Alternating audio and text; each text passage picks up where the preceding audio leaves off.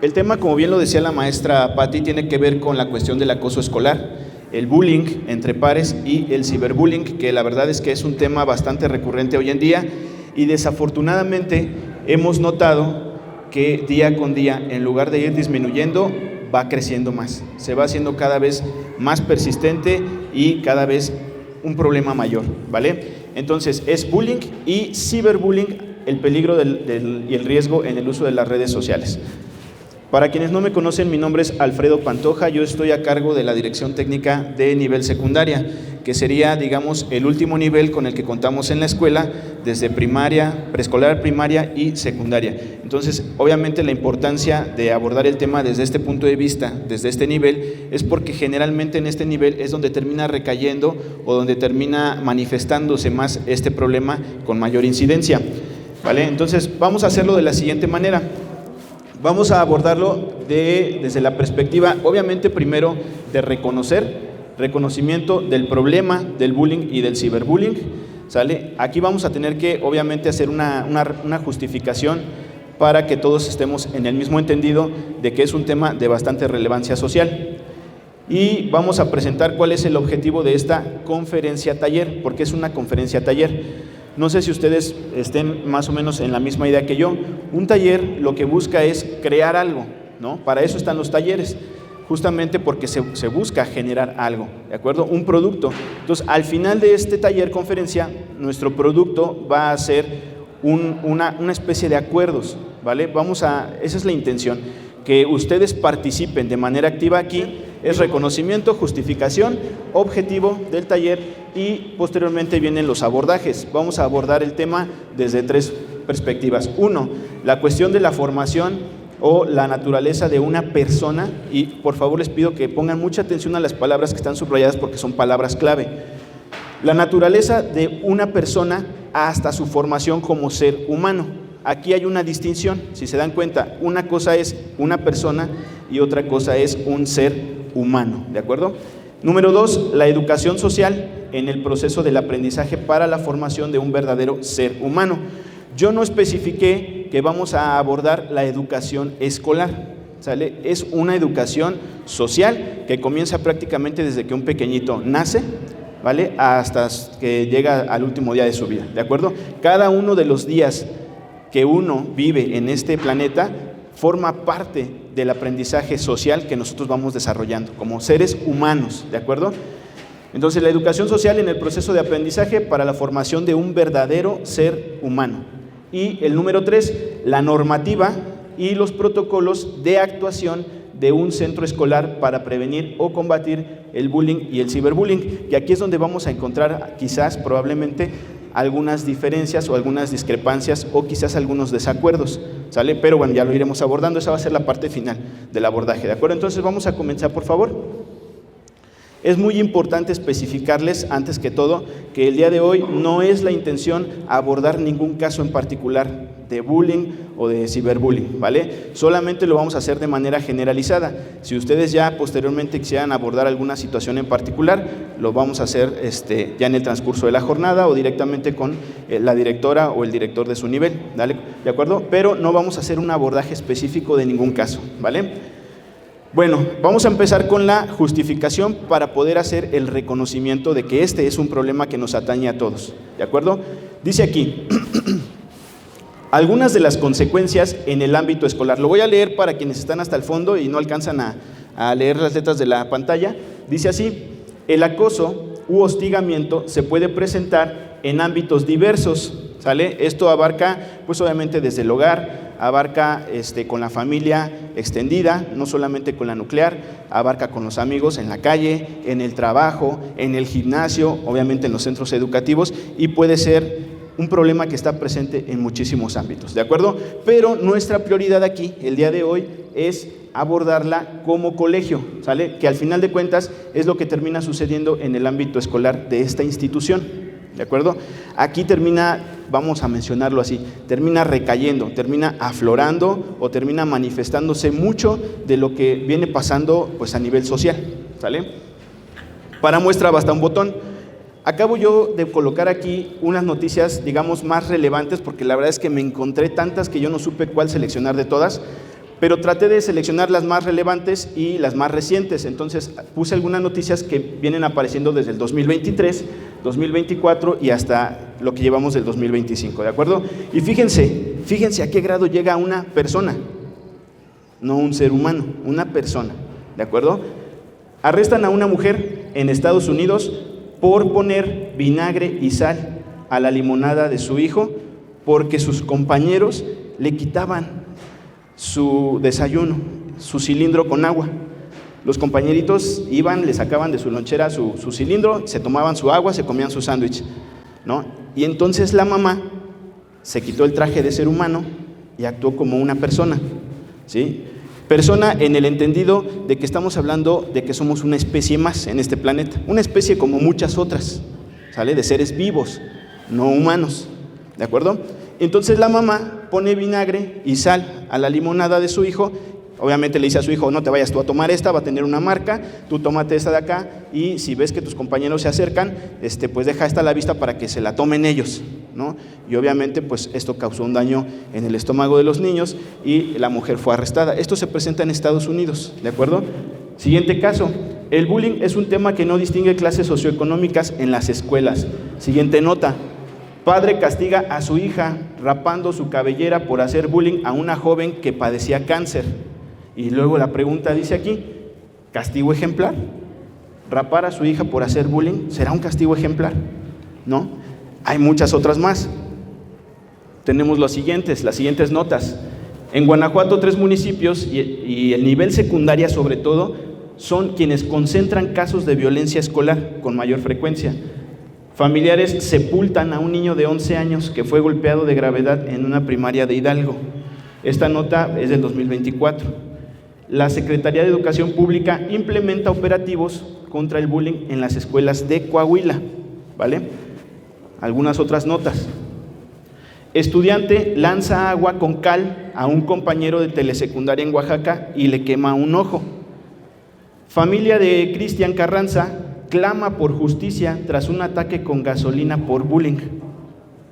En Hidalgo, 31% de estudiantes de educación básica reciben atención psicológica por bullying, ¿vale?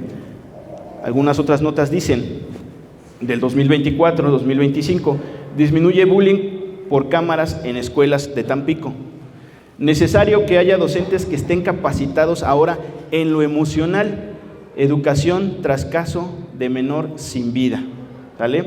Padre de Fátima, el caso más reciente que se ha escuchado mucho en redes sociales, denuncia ciertas irregularidades en caso de bullying en secundaria de esta alcaldía de Iztapalapa, que por cierto no sé si estén al día de lo que ha estado pasando con este seguimiento que le han dado las autoridades a este caso, y ahora mencionan que desafortunadamente la niña no fue arrojada, ¿no? Que la niña se lanzó de un segundo piso, ella, ¿no? Entonces, como que por ahí las cosas de pronto no sé qué tinte vayan tomando, pero si ustedes se dan cuenta, digo, yo no sé, realmente no fui testigo ocular ni presencial del evento, pero de repente las cosas dan un giro muy inesperado, ¿no? Y algo que se señalaba en un principio como acoso escolar termina siendo de otra manera, pero yo no digo ni niego que a lo mejor detrás del caso sí haya habido presencia de acoso escolar, que a lo mejor propició esta situación que terminó desafortunadamente con esto, ¿no? Con estos hechos. Siguiente nota, suspenden un festejo de San Valentín en secundaria de Tampico, esto obviamente por situaciones de acoso escolar, ¿sale? Dice, el director del plantel educativo decidió suspender las actividades en el plantel donde los alumnos han formado parte de eventos de bullying.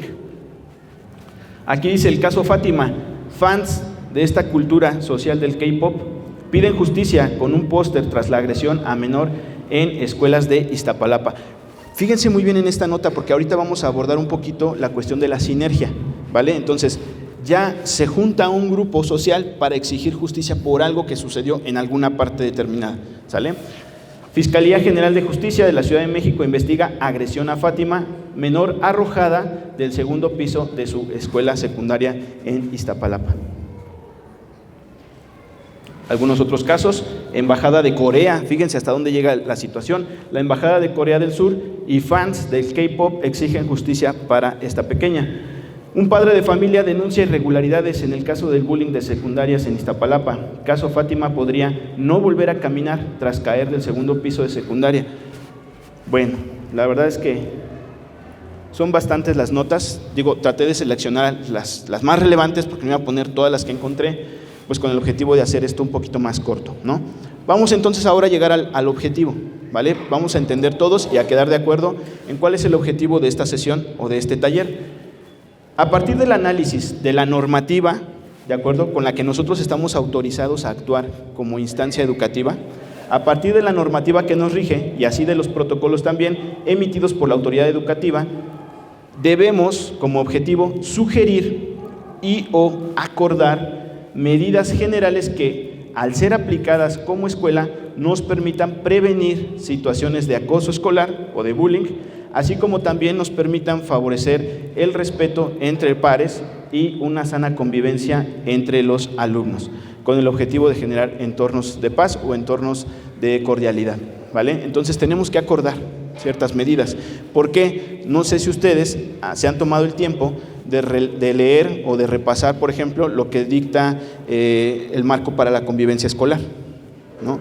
Y la verdad, a veces suena un poquito desafortunado el hecho de ver cómo se pueden nosotros, sobre todo como escuela y como autoridades educativas, cómo podemos y hasta dónde podemos llegar en las medidas que podemos tomar para abordar X o Y situación. Eso es lo más controversial del asunto, vamos a mencionarlo así. Ahorita vamos a especificarlo, ¿sale? Bueno, vamos a comenzar con el abordaje. Y en el abordaje el primer tema que teníamos previsto es la naturaleza de una persona hasta su formación como ser humano. Aquí vamos a hablar de lo que es conciencia y de lo que es el inconsciente, ¿de acuerdo? Y vale mucho la pena hacer esa distinción para que todos entendamos un poquito el mismo punto que yo les quiero dar a conocer, ¿vale? Cuando nosotros hablamos de conciencia, hablamos de algo con lo que todos nacemos, ¿sale? La conciencia, no es cierto, discúlpenme. Cuando hablamos de conciencia, hablamos de el producto, ¿sale? El producto de nuestra educación social, ¿sale? Nos vamos haciendo seres conscientes conforme pasa el tiempo, pero no por arte de magia, sino porque obviamente somos seres que están sujetos a un proceso educativo, ¿vale? En primera instancia, cuando somos pequeñitos, pues el primer referente es nuestro círculo familiar más cercano, el más próximo. Papá, mamá, si hay hermanos, pues los hermanos, ¿sale? Si no, pues los tíos, tías, primos, primas, sobrinos, sobrinas, abuelitos, abuelitas, en primera instancia, ¿sale? Desde que son pequeñitos. Ya cuando el pequeñito ingresa a un centro escolar, ¿sale? O a un centro de estimulación, su círculo social se va ampliando un poquito más, pero el familiar, el núcleo familiar, no deja de ser el círculo social más relevante, ¿sale? Es de quienes obtienen la mayor parte de su educación, ¿de acuerdo? Van avanzando, después a preescolar, después a primaria, después a secundaria, ¿sale? Quienes deciden estudiar la prepa, pues bueno, a la prepa y a la universidad, etcétera, conforme van creciendo en su edad.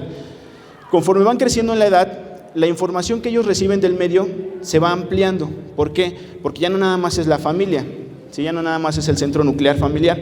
Después viene la escuela, después viene la religión, ¿sale? Que esto también tiene mucho peso. No solo eso, sino que después viene lo que uno ve en las plataformas de entretenimiento, ¿no? Llámese como se llame, la serie que se llame como se llame, o la película, o lo que uno recibe desde pequeñito, ¿vale? El internet, obviamente, las redes sociales y después los amigos que pasan a ser, justo en el nivel secundaria, uno de los círculos sociales más significativos para el individuo. Incluso hemos llegado a ser testigos de pequeños de entre 12 a 15, 16 años que ponen como una prioridad su círculo social de amistades antes ya que el círculo familiar, ¿vale? Increíblemente, pero así es como llega a pasar. Y casi todo lo que la persona hace en esa edad gira en torno a lo que sus compañeros hacen o a lo que sus compañeros o compañeras dicen, ¿de acuerdo? Y a veces incluso pasa por encima de la educación social que recibieron por parte de la familia, ¿vale? Entonces, digo, habrá quienes a lo mejor no me dejarán mentir, habrá quienes todavía no llegan a esa etapa, ¿no? Pero muy probablemente, y ahora sí como vamos cada vez avanzando en esta situación del uso de las redes sociales de una manera tan descontrolada, tan desmedida y con tanta información, seguramente lo irán viendo cada vez con más frecuencia, ¿vale? Mientras que el inconsciente, por otro lado, se refiere a ese instinto con el que todos nacemos.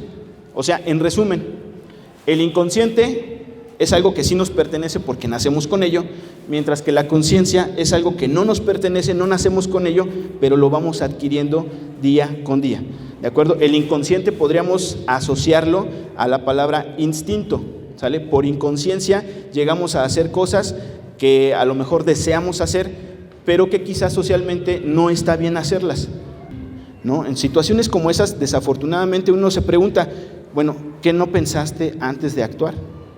Esa es la pregunta más importante aquí. O actuaste por impulso, actuaste por un instinto de supervivencia, es decir, actuaste inconscientemente, ¿vale? Yo creo que mucho de esto, de nuestro comportamiento, tiene que ver con esta regulación, de cómo la conciencia trata constantemente de regular el inconsciente. La conciencia básicamente tiene dos raíces, ¿no? O dos troncos comunes para todos nosotros, lo que está bien y lo que está mal, ¿de acuerdo? Y yo creo que todos somos muy conscientes a veces de qué alcances o hasta dónde está el límite de lo que es correcto o de lo que es incorrecto, ¿no? Pero a veces no, a veces está como muy difuminado. Yo me atrevería a preguntarles a todos en este momento, levanten la mano por favor, muy alto la mano, todas aquellas personas que son buenas, por favor, todos los que son buenos, levanten la mano.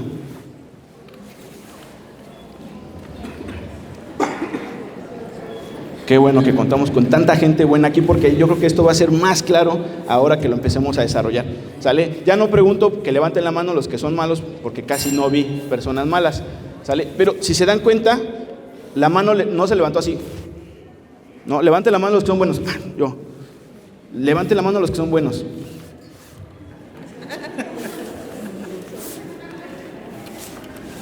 Muy dudosamente, ¿no? Son términos muy subjetivos, muy ambiguos, ¿sale? Y no sabemos a veces hasta dónde sí y hasta dónde no nos consideramos buenos o malos, ¿de acuerdo? Pero eso tiene mucho que ver con la cuestión de la conciencia. La conciencia es un término social. Voy a ponerles una analogía para que más o menos se den cuenta de cómo es que funciona en nuestra cabeza la conciencia contra el inconsciente, porque incluso aquí dice conciencia versus inconsciente. Hagan de cuenta que una persona llega ya con malestares por obesidad mórbida, vamos a suponer, ¿no?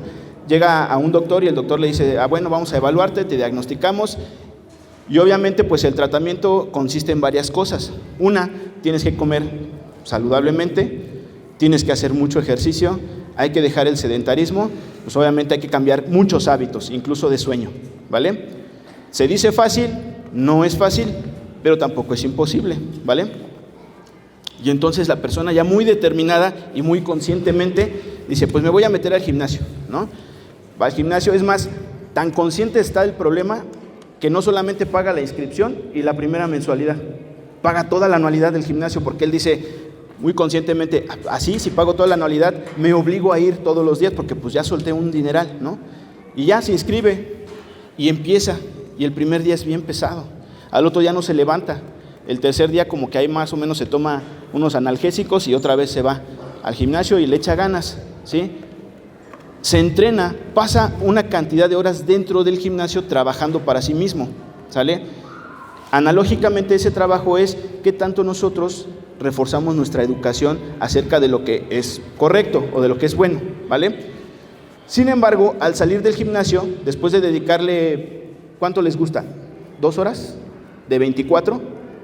2 horas de 24 en un día. Saliendo del gimnasio, ¿qué creen que pasa? Se encuentra en la calle un puesto de gorditas. Y además sale porque se acaba de consumir mucha energía en su cuerpo, sale con hambre, ¿no? Y pasa por ahí por el puesto y pero se resiste porque está determinado a hacer el cambio. Sin embargo, llega a la esquina y ¿qué creen? Un puesto de tacos. Sí, es una señal y empieza el inconsciente instintivo basado en el placer a justificarse conscientemente, es decir, el inconsciente, este impulso, usa a la conciencia para poder llevar a cabo la situación. A eso se le llama, a ese proceso mediante el cual el inconsciente agarra la conciencia y justifica su actuar, se le llama autosabotaje, ¿de acuerdo? Entonces la persona dice, no, pues es que, no, pues también no me puedo matar así, ¿no? Tengo que, pues, pobre de mí, tengo que recuperar aunque sea un poquito. Uno no es ninguno, ¿no? un taquito, ¿no? Y están al 2 por 1, pues bueno, ya 2, ya ni modo, ¿no? Yo quería 2, pues son 4. Entonces, yo nomás pedí 2, me dieron 4, pues bueno, ya los pagué, pues ya me los como. Y así empieza uno con ese trabajo de autosabotaje, ¿de acuerdo? Entonces, la conciencia y la inconsciencia, vamos a verlo de esta manera. Tampoco es que yo quiero que después lleguen al grado de considerarse esquizofrénicos, no. La conciencia y la inconsciencia son dos entidades, vamos a denominarlo así, son dos entidades que viven dentro de nosotros. Y no vamos lejos, yo les juro que esto, incluso desde las caricaturas, quienes hayamos visto esas series de Merrie Melodies, nos los llegaban a querer enseñar de alguna manera. La manera de hacerlo era que aquí al dibujito le ponían un diablito y acá un angelito, ¿no? Es eso, justamente. Y todos llegamos a pasar por esa situación. Híjole, quiero hacer esto. Oh, no, yo no quiero hacer eso, pero sé que lo tengo que hacer, ¿no? Y ahí está uno batallando internamente entre lo que debo de hacer o no debo de hacer y lo que realmente quiero hacer o no quiero hacer, ¿vale? Levante la mano a quien nunca le ha pasado esto, por favor. Quien nunca ha batallado internamente entre algo que sabe que debe hacer y no lo hace, o al revés, algo que no debe de hacer, pero uno ahí va y lo hace. ¿Quién nunca le ha pasado esta lucha interna? Bueno, pues ¿qué creen? Que a los niños también les sucede. ¿Por qué? Porque resulta ser que esta entidad, la conciencia, es algo que se va formando con los días. Esta conciencia es como ese gimnasio, ¿sí? Es como, vamos a verlo así, es esa persona musculosa, ¿no? Ya bien trabajada y todo, mientras que el inconsciente es la persona que pues no, nunca se ha metido al gimnasio y no quiere meterse al gimnasio, ¿no? Desafortunadamente con este no se nace, lo vamos formando día con día, día con día. Si lo pusiéramos en porcentajes, el inconsciente domina casi el 80% de nuestro actuar, ¿sí? Mientras que la conciencia termina regulando todo ese 80%, ¿sale? A través del 20% que representa en su peso interno. A pesar de que no es tan grande, porque además no nos pertenece, sino que lo fuimos formando, es constante porque lo hemos trabajado todos los días. Todos los días recordamos qué es lo que debemos hacer, qué no debemos hacer, aunque no queramos, ¿no? Quienes de pronto no han dicho, ay, yo no quiero ir a trabajar, pero pues tengo que ir, ¿no? Y eso nos pasa muy, muy seguido, seguramente, ¿no? O su esposo o su esposa. Híjole, ahí viene este cuate, ¿no? Ya del trabajo. O híjole, ya voy a llegar a la casa, ¿no? Yo creo que a casi nadie le pasa eso, pero bueno, es un ejemplo más para que más o menos se den cuenta de lo que va pasando. Vamos a pasar a la siguiente. ¿Será cierto que los hijos son un resultado? ¿Será cierto? Pues ¿qué creen? Que los seres humanos, sí, efectivamente, somos el resultado de nuestras interacciones a lo largo de toda nuestra vida con el entorno que nos rodea. Somos un resultado, al final de cuentas, ¿de acuerdo? Podemos decir, en términos generales, que somos seres biopsicosociales, biológicos, ¿sí? Psicológicos y también somos seres sociales. ¿De acuerdo? Muy bien. Pregunta entonces, ¿será cierto que los hijos son un resultado? Pues sí, efectivamente, y no solo los hijos, todos somos un resultado, ¿no? Unos pues obviamente lo que van viviendo, otros de los que ya llevamos más experiencia y otros de los que pues también ya nos sobrepasan, ¿de acuerdo? Si se dieron cuenta, algo así como lo que sucedió aquí, sucede casi todos los días en el ámbito escolar, en casi todos los salones, que de pronto el maestro o la maestra dice, me llaman de la dirección, o tengo que ir por aquello, por favor, todos trabajando y en silencio. Hagan de cuenta, es una indicación muy parecida. Sale el maestro y cuando regresa el maestro, así como el niño, que siga la fiesta, ¿no? Así está el salón, ¿sale? Algo muy, muy parecido a esto. Vamos a comenzar con el abordaje número 2, la educación social en el proceso de aprendizaje para la formación de un verdadero ser humano. Aquí vamos a exponer dos situaciones, dos casos muy particulares, pero antes vamos a abordar este ejemplo. La educación social busca la regulación de un pensamiento de un ser humano, ¿vale? Vamos a entender muy bien lo que dice esta frase. La educación social busca la regulación del pensamiento. ¿Por qué están estas dos imágenes aquí? Vamos a suponer, ¿qué es esto? Un león. Es un animal, ¿sale? Pregunta, ¿el animal piensa? ¿El animal tiene sentimientos? El animal, obviamente su conducta está regulada por su sentir, ¿sí? Yo me atrevería a decir que hay un proceso cognitivo. básico, que no llega a la parte del pensamiento. ¿Por qué? Vamos a hacer el siguiente ejercicio.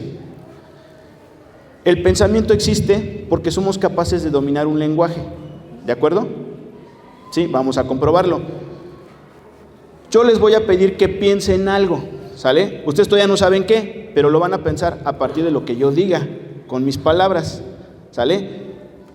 Y después vamos a hacer algo muy parecido, pero a la inversa. Les voy a pedir que no piensen algo, pero lo voy a hacer a través de un lenguaje que ustedes también entienden, y por tanto en sus cabezas pasará una imagen, ¿sale? Estoy hablando de una imaginación, ¿sale? No como tal de todo el proceso mental de un pensamiento, ¿sale? Pero bueno, vamos a empezar.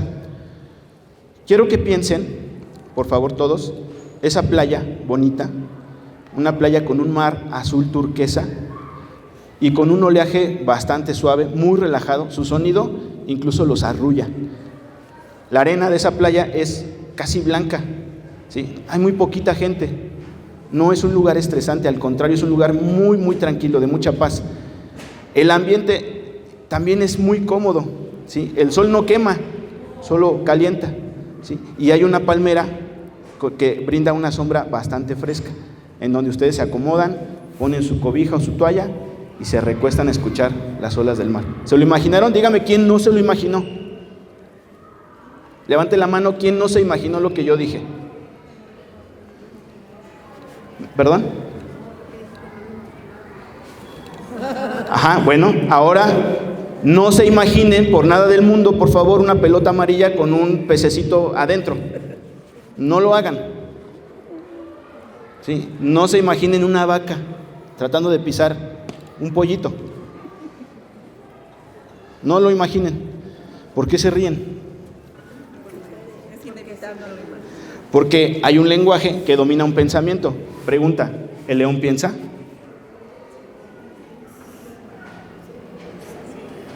¿Sí? Yo creo que hay un proceso cognitivo muy básico que no llega al nivel de un pensamiento, ¿vale? Yo creo, personalmente, por lo tanto, que si no hay pensamiento y no hay una educación social, no hay conciencia en este león, pero sí hay inconsciente, es decir, sí hay un instinto, ¿sale? ¿Qué le dice su instinto cuando el león tiene hambre? Pues vamos a comer, ¿no? Pero no se va a las hamburguesas, ni a ver qué ofrece hoy, ni saca su billetera a ver cuánto trae, si le alcanza o no le alcanza. ¿Qué hace el león cuando quiere comer? Va y mata y come. Y la pregunta es, después de matar, ¿siente culpa? Porque no hay sentimientos si antes no hay un proceso de pensamiento, ¿sí? El sentimiento o los sentimientos que existan, son más de 30, todos esos sentimientos se originan en un proceso de pensamiento. Es decir, a partir de lo que tú analices mentalmente sobre lo que sucedió, sentirás algo. Y esos sentimientos te llevarán a actuar o a omitir tu conducta, ¿sale? Pero en este caso no sucede así, ¿sale? No hay sentimientos de culpa. Ay, me comí a la bebé de la cebra. Híjole, me voy a ir a confesar porque pues, no, esta culpa no me deja dormir. No, o le maté la mamá a la cebrita bebé, pues pobre cebrita, ¿qué va a hacer? No, tampoco. Pero hay actuares impulsivos, instintivos. Es decir, si hay conciencia, si hay inconsciencia, no hay conciencia. ¿De acuerdo? ¿Estamos claros o no? No sé si ustedes han escuchado hablar de este primer caso. El caso de la famosa niña salvaje, una chica de 14 años que se llamaba Jean, hasta donde se sabe. Ya después no se supo más de ella. Pero ¿han sabido sobre este caso? ¿Sí? ¿No? ¿Nadie? Bueno, esta pequeñita fue una pequeñita que al nacer, ¿sí? A los pocos meses de nacer, su papá la enclaustra en un sótano, ¿sí? Lejos de cualquier interacción social, lejos incluso de la luz, ¿sale? Lejos de cualquier estímulo ambiental, como voy a atreverme a decirlo así, pues como si fuera ni siquiera un animal, o sea, cualquier cosa arrumbada así en un sótano. La niña pasa sus primeros 14 años de vida así. El único estímulo que recibía de pronto era que cuando le llevaban de comer, el papá le ladraba, por alguna extraña razón. Y fue lo único que ella, voy a atreverme a decirlo así, aprendió a hacer, ¿sale? En alguna ocasión, por cuestiones del azar, La mamá la saca de ahí porque sucede algo y ella tiene que ir a la comisaría y entonces se lleva a la niña. Y la niña, pues, ¿quién le enseñó a caminar? Nadie. La niña no sabía caminar, no caminaba erguida, ¿sí? Adoptó una postura muy extraña, no hablaba, sus ojos ni siquiera eran capaces de adaptarse a la luz porque tantos años vivió enclaustrada en la oscuridad, ¿sale? Y entonces a las personas, a los policías se les hizo muy extraño ese comportamiento y empezaron a averiguar, se hizo toda una indagatoria y entonces van y catean la casa y el papá se termina suicidando, ¿no? Es un caso real.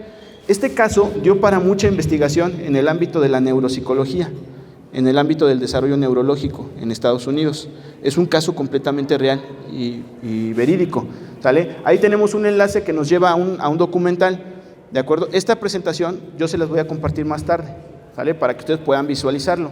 Es un documental bastante largo. Por tiempos, la verdad es que yo tampoco les quiero quitar mucho tiempo, no lo vamos a ver ahorita. La idea era así, pero bueno, es que es bastante largo, ¿sale? Y acá tenemos otro caso, uno de los más recientes. Reconocen a las personas solo con verlas, ¿sale? Es el famoso caso de un bebé abandonado dentro de una bolsa debajo de las llantas de un Jetta color blanco en el Estado de México, en Tultitlán. Sí, es un caso que no tiene más de un mes y medio a lo mucho, ¿sale? En el que dos personas, ya no menores de edad, ¿sale? Creo que 18 y 21 años respectivamente, pues tienen un bebé, ¿sí? Producto pues de lo que ustedes ya saben, ¿no? Pero la cuestión es, ¿qué piensa la persona que los hace sentir algo, que los hace hacer algo que no se debe hacer? Digo, si lo analizamos así, pudiéramos comprenderlo, pero la pregunta real es, ¿y es aceptable? Aún a pesar de comprender cómo funciona el proceso, ¿la sociedad lo va a permitir? No, porque hay reglas, socialmente hay normas, socialmente existe una educación, ¿sí? Esta educación afortunadamente existe, porque imagínense que no existiera y que no fuéramos seres humanos, sino solo personas, solo seres vivos, que actuáramos de acuerdo a nuestros impulsos. Imagínense una sociedad así, a lo mejor ni siquiera ya ni existiríamos como seres vivos, como especie, ¿no? Imaginemos que por la calle de repente alguien diga, qué bonito carro, me gusta tu carro, lo quiero. Socialmente, ¿qué diríamos?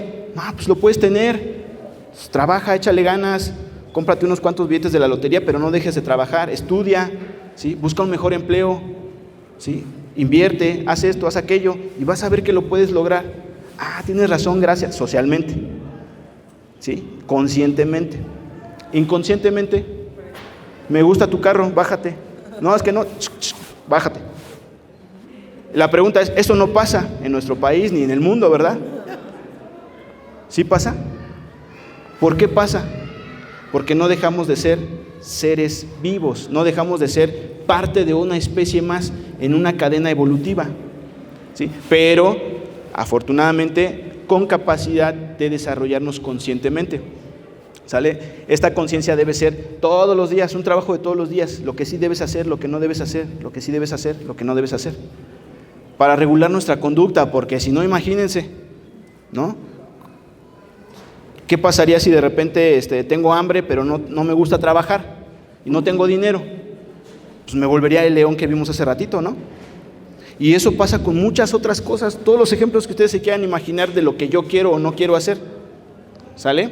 Entonces tiene mucho que ver con esto. Hasta aquí, ¿alguien tiene alguna duda sobre el por qué de repente las personas hacemos lo que hacemos? ¿No?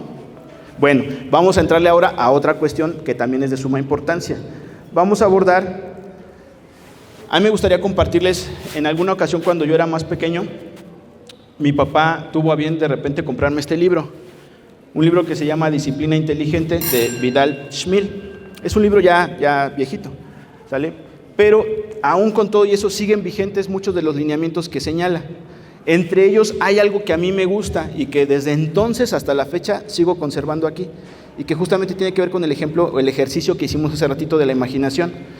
El libro dice, la prohibición no sirve de mucho.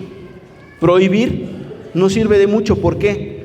Porque el cerebro se centra en el mensaje principal de lo que tú estás prohibiendo. Vamos a volverlo a hacer. No quiero, está prohibido que se imaginen una pelota roja. No quiero que se imaginen un globo amarillo flotando y tronando. No se lo imaginen, está prohibido. Y pues, ¿qué pasa? Que curiosamente pasa por la cabeza. Dice Vidal-Schmil, prohibir no sirve de mucho realmente. Más bien, parte de la disciplina inteligente es invitar a hacer cosas. Obviamente dándoles otro sentido, ¿no? ¿Qué creen? No sé si a ustedes les ha tocado ver, a mí sí. De repente voy caminando por la calle y hay un letrero en la pared que dice, prohibido tirar basura aquí. Y una flecha así. Y volteo para abajo y ¿qué creen? Ahí está la basura tirada. No sé si a ustedes les ha tocado verlo, pero a mí sí, ¿no? Yo creo que no sirve de mucho eso, ¿no? Yo coincido mucho con Vidal-Schmil. Los reglamentos deben ser o deben tener el objetivo de invitar a la gente a hacer cosas, pero de manera diferente, de una manera positiva. Él lo señala así, ¿sí? En lugar de decir prohibido tirar basura aquí, pues pongo un cesto de basura aquí y digo tire la basura en su lugar, punto. ¿Sale? Prohibido hacer esto, prohibido hacer aquello. No, mejor hay que hacer esto, hay que hacer aquello. Y de esta manera el cerebro se centra en el mensaje principal, pero con la invitación a hacer cosas que obviamente sean positivas. ¿Sí más o menos queda claro o no? Quería compartírselos por si ustedes de alguna manera tienen la oportunidad de descargarlo. Está libre en YouTube, está libre en internet, lo pueden descargar en PDF, ¿sale? Aquí vamos a ver algo. Un ser vivo que no tiene capacidad de conciencia puede ser entrenado, sí. Fíjense lo que acabo de decir, un ser vivo que no tiene su capacidad todavía de conciencia puede ser entrenado. ¿Los niños tienen su capacidad de conciencia bien desarrollada? No. ¿Qué creen que se hace con los niños en la primera parte de su educación? Se entrenan, exactamente. Mientras ellos se siguen desarrollando y sus procesos cognitivos le van dando la posibilidad de ir desarrollando conciencia, ¿sale? Pero mientras tanto se entrena. ¿Cómo se entrena? ¿Alguna vez han entrenado algún animalito, una mascota? ¿Un perrito, un gatito? ¿Cómo se entrena? Practicándolo, haciéndolo varias veces, hablando. ¿Con un ejemplo al perrito? Imagínense que le quieren enseñar a un perrito a hacer del baño en el tapete de acá, pero no acá, acá. ¿Qué voy a hacer? Una, lo puedo premiar, o dos, lo puedo castigar, ¿sale? Para que no se oiga tan feo, en la psicología se le llama estímulo positivo, estímulo aversivo, no castigo. Pero la realidad es esa, es un castigo, ¿sale? Haces esto y yo no quiero esa respuesta, ¡pah! Un periodicazo, porque dicen los expertos que el periódico no duele, pero hace tanto ruido que se asustan, ¿no? Y entonces comprenden que es un estímulo aversivo. Asocian, ¿sale? El estímulo con la respuesta, ¿de acuerdo? No son capaces de razonar realmente, este cuate, pues, ¿por qué me está pegando? O sea, no, solo asocian el estímulo con la respuesta. De tal manera que si yo quiero favorecer una respuesta, estimulo de una manera positiva, doy una recompensa, de manera que el animalito asocie la respuesta con el estímulo y entonces empiece a emitir la respuesta como yo quiero que la emita. Pues yo soy un ser pensante, él no. Lo malo del entrenamiento, ¿qué es? Que cuando dejan de presentarse los estímulos, tanto positivos como negativos, la respuesta poco a poco se empieza a extinguir, ¿sale? En el caso de la educación no, porque la educación sí es un proceso consciente. La educación implica que la persona, conforme se va desarrollando, empiece a ser capaz de pensar por qué no lo debo hacer o por qué sí lo debo hacer, ¿sale? Y no nada más por recibir un estímulo, ¿de acuerdo? Entonces, de esto nos habla Vidal-Schmil. Yo quería compartirles eso para que, si ustedes tienen la oportunidad, pues se den a la tarea de investigarlo. También me voy a basar en todo lo que les estoy hablando de un autor que se llama Cody Blair. Cody Blair nos habla de una pirámide del verdadero aprendizaje efectivo y de por qué las personas no llegamos a aprender efectivamente, porque nos quedamos en uno de los niveles, ¿sale? Un aprendizaje efectivo se vuelve efectivo al principio en un 5 o 10% cuando la persona solamente se expone a lo que se quiere aprender, ¿sale? Es decir, yo te pongo un tema, ¿sale? Te justifico por qué ese tema es importante, te lo enseño, yo te lo desarrollo, te lo desmenuzo, te lo explico y ya te digo, ¿tienes dudas? No. Entonces yo digo, ya aprendió. Pero no, solo aprendió del 5 al 10% porque solo escuchó y ya. Fue un ser más inerte que nada. ¿sale?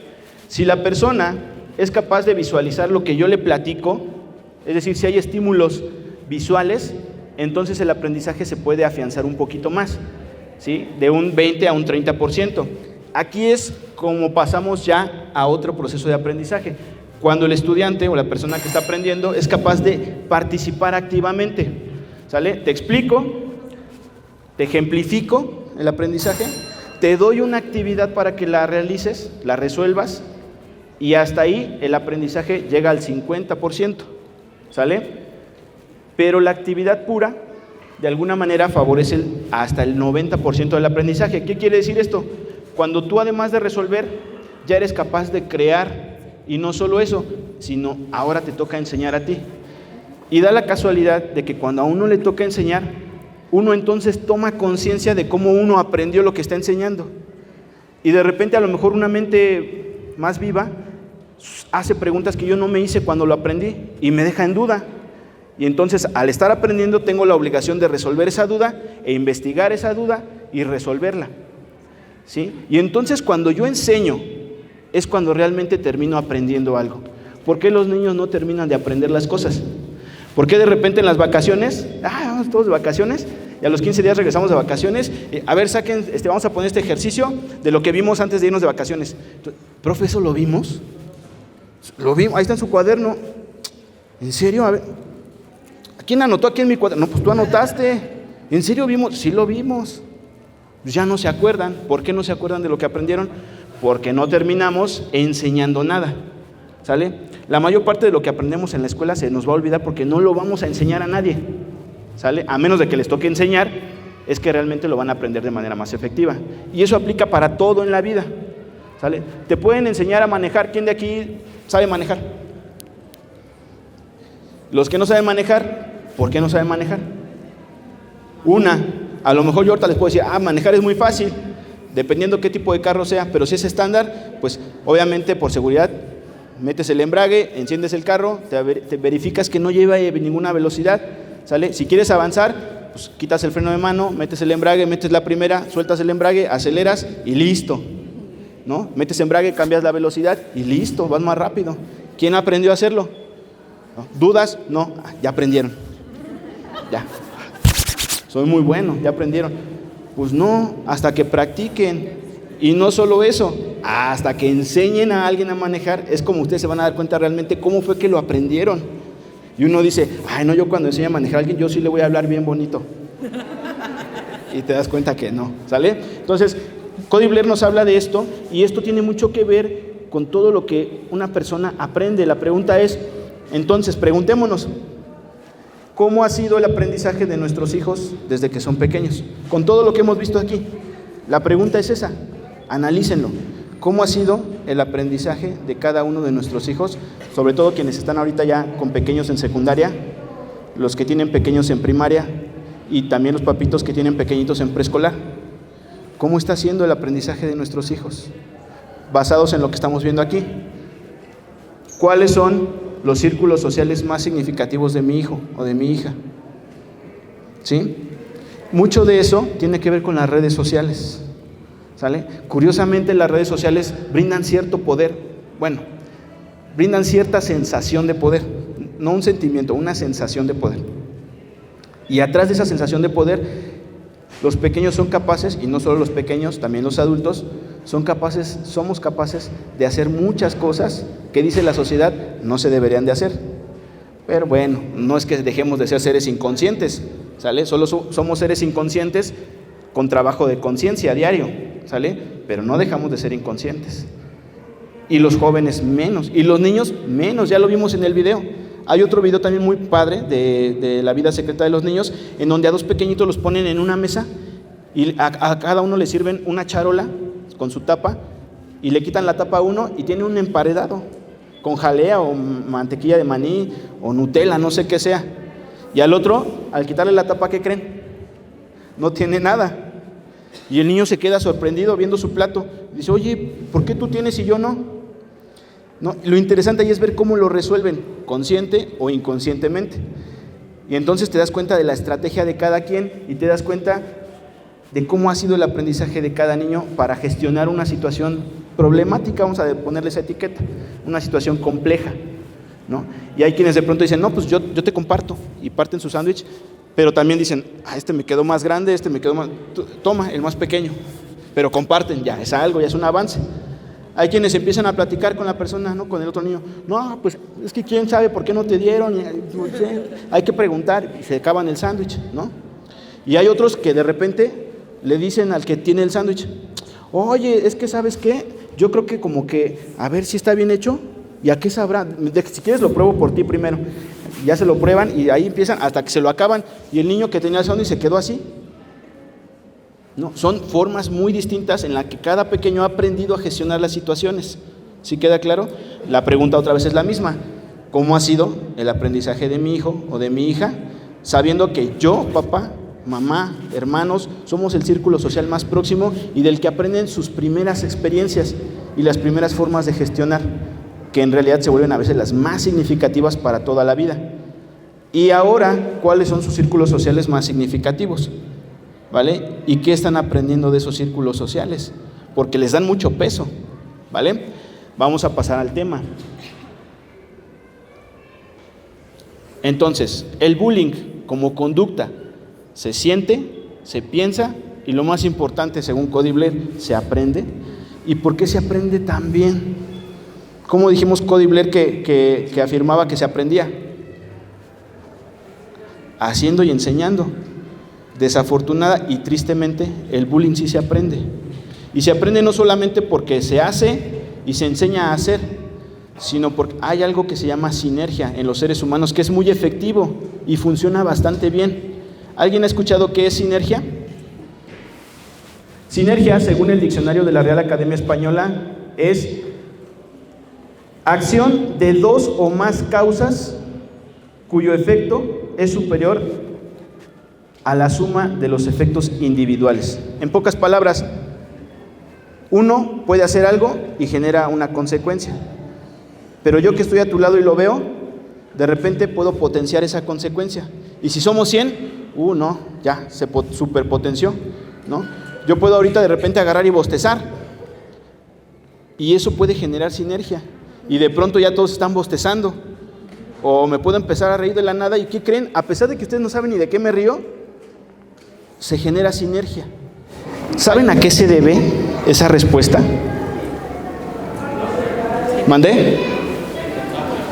¿Al contacto? Contagio. Al contagio. ¿Pero por qué nos contagiamos de algo de pronto? ¿Por la empatía? Puede ser, sí, claro. Pero más importante que eso, en todos los seres humanos, sin excepción, neurológicamente hay algo que se llama neuronas espejo. Y las neuronas espejo, por pura casualidad de la vida, nos hace hacer cosas que los demás también hacen, ¿sí? Y pues justamente, si lo ponemos en este ámbito, pues se siente bien padre, ¿no? De repente hasta aquí nos dan como ganas de reírnos, ¿no? Pero si lo ponemos en el contexto del bullying, ¿qué creen?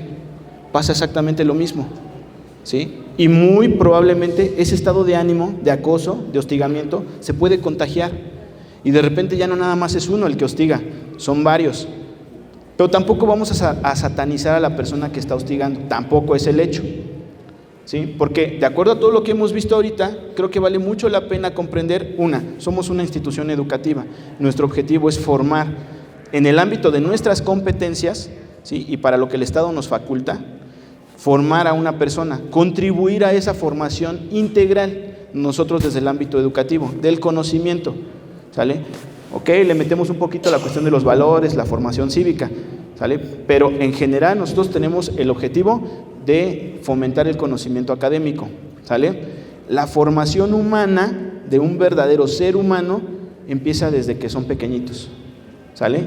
Y empieza en el círculo social más próximo y más significativo, ¿sí? Acá nos viene a causar consecuencias, sí, y también tratamos de atenderlas, ¿vale? Pero no es nuestra prioridad satanizar a una persona. Tenemos que ver por qué está sucediendo eso y tenemos que hacer algo al respecto. Ahora, ¿castigar es lo correcto? Porque castigar es parte del entrenamiento, no de un aprendizaje significativo. Y solamente funcionará en medida que el castigo esté presente. Cuando el castigo desaparece, entonces la conducta que esperábamos se desvanece también. Quiero que eso lo tengan bien presente por lo que vamos a abordar más adelante. ¿Estamos claros o no? ¿Vale? Ok. Vamos a pasar nuevamente.